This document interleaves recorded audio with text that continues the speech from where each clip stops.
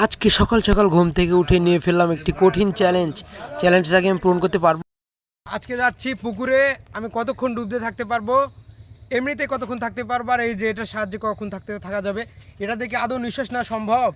পানির নিচে ডুব দিয়ে থাকার পরে এটা দেখে নিঃশ্বাস নিয়ে 2-4-5 মিনিট টিকে থাকা সম্ভব, এটাই দেখাবো আপনাদেরকে।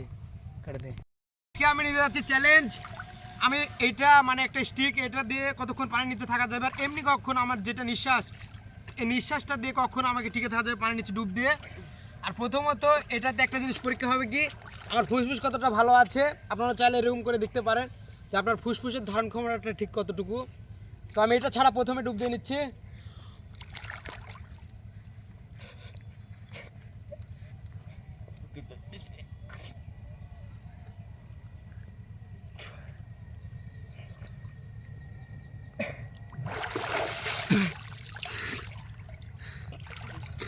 বেশিক্ষণ পানি দেখি, এটা দিয়ে কতক্ষণ করা যায়, কারা দেখো না, এটা দিয়ে কতক্ষণ থাকা যায় পানির নিচে এটার সাহায্যে। এটা দেখে নিঃশ্বাস না সম্ভব, দুই পারে ইয়ে আছে, দেখা যাক। এটা একটু সমান করে নিই। বাবা 88, দেখা যাক এটাতে কখন পারা যায়।